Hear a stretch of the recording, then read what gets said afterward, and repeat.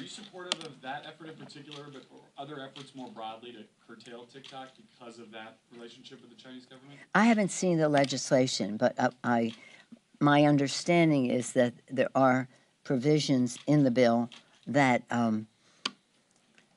do not deter our ability to, shall we say, from an intelligence standpoint and the rest, still be able to track what we need to track regarding China. But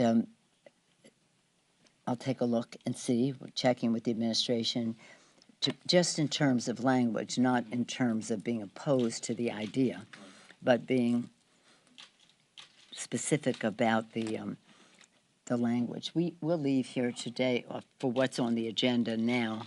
I don't know that that will be on the agenda next week, but let's see. But it's very, very important. Will you commit to serving your full 2-year term for the people of San Francisco? What is this? What is this? Don't bother me with a question like that. Really? Really? Okay? I said what I'm going to do. Yeah. I don't, those kind of questions are such a waste of my time. No, yes, sir. You go. One of the defining things of this Congress was the January 6th committee. Yeah. You watched it from the outside. You Yes. Form it. Yeah. What do you make of how they did? They exceed your expectations? Meet your expectations? Not meet your expectations? Well, I'm looking forward to their report on Monday. As you know, the chair has announced that they will be making a report on Monday, and I look forward to it. Yes, I think that they, from what I've seen what you've seen, what we see on TV, and I think that they conducted the business with the seriousness it deserves. The fact that it's about our national security, it's about our democracy. They did so in a way that I think that was done with dignity and with a factual basis and in a totally nonpartisan way. In fact, many of the witnesses who testified were Republicans who made the case about what went wrong. So I'm as eager as you are to see that when the report, they're going to, my understanding is they're voting on a report on Monday, and then we'll see a full report after that. Is there a value to criminal referrals coming from a legislative committee? I'm not speaking to any anticipation of what it is. When they make their report, we'll see. But just generally, writ large, of course. Yeah. I got to go. What do you got? Last question. on government funding here. Don't ask me about my plans for the weekend, or when you come back, you have another press conference. Yeah. What do you got? So to that end, on government funding, here we are, close to Christmas again. Yeah. You're an old appropriator, who served on Hey, appropriations for many years. appropriator of long standing is how we say it. As an appropriator of long standing. Yeah. Kind of walk us through what it's like that we get to this point at the end of the calendar year each year. It's always up against Christmas, and the psychology behind trying to get everything done and out the door. There have been some across the building, some on the other side, who've always talked about this being a tactic, that you do a CR now so that you're forced to do an omnibus right before Christmas. Everybody just wants to get out of the building. Talk about that. Well, whose tactic is it? This is certainly something we would like to have had done before. So whose tactic is this? But talk about why that is. We're always at this crux. Well, no, it right is. before But Christmas. we've been here longer.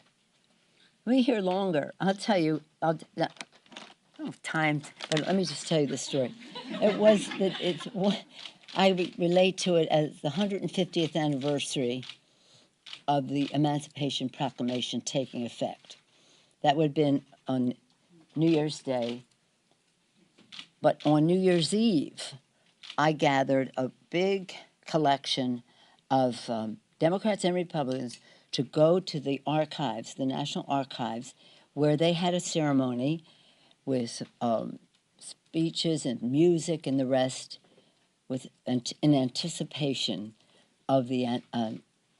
Now, I tell you this because before we went there, because that was going to be midnight, and before we went there, I was on the case with President Obama that I wanted something more for children in the final thing.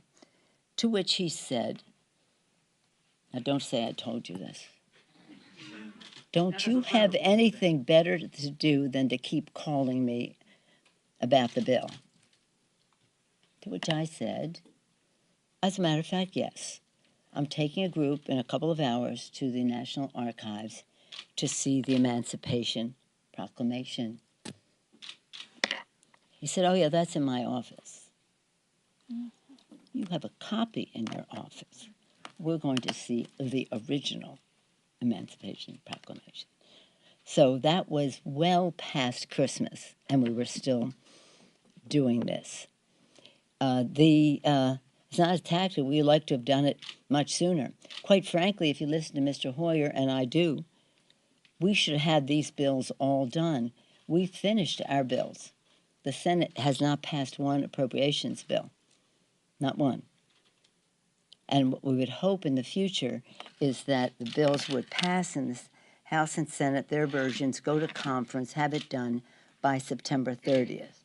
In order to do that, you'd have to have most of your bills done by the end, as you go into the August recess. So there's a better way to do it, yes. But the fact is, we're on a good path now to get something done. And again, it's not the bill any one of us would have written, but it's the bill that we can agree to. And we will have it done in a timely fashion so that we can honor our responsibility to protect and defend, that we can meet the needs of the American people, and we can do so on time. So I'm proud, as I've said to you before, left to their own devices, the appropriators have a way to get things done. They just know the substance of it, they are sensitive to the timing of it, and they're very talented legislators. All 4 top appropriators in the next Congress are going to be women. What do you think about that? That's pretty exciting. How about that? Isn't it great? It's I think it will make a difference in terms of consensus building, listening, and with the high regard that I have for Chairman Leahy and Richard. I mean, I've known Richard such a long time. I knew Richard when he was a Democrat. I say that to him and he says, yeah, we do go back a long way. How will the new Congress feel for your allies abroad, particularly over Ukraine? I'm sorry? How will the new Congress feel for your allies abroad, particularly in Europe? Oh, I think we're going to be okay. I mean, as I said it, well, I can't say what I said at the briefing this morning. Let me say it a different way. I think there's very strong bipartisan support, respecting the courage of the people of Ukraine to fight for their democracy. The fight that the people of Ukraine are making for their democracy is a fight for all democracy. The challenge of autocratic, wrong violation of the borders of a country, trying to undermine the government of that country.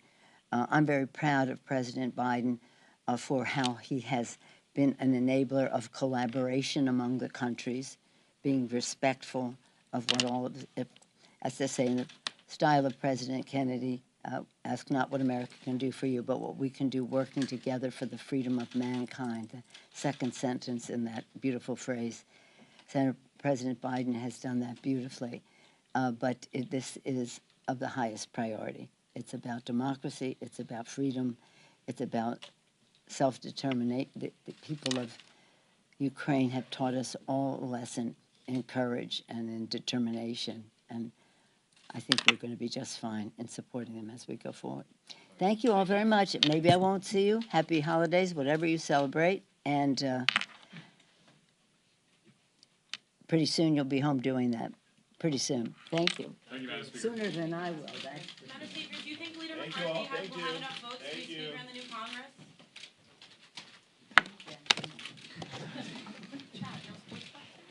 I think something briefly about the Rams, the 49ers at the beginning of the season.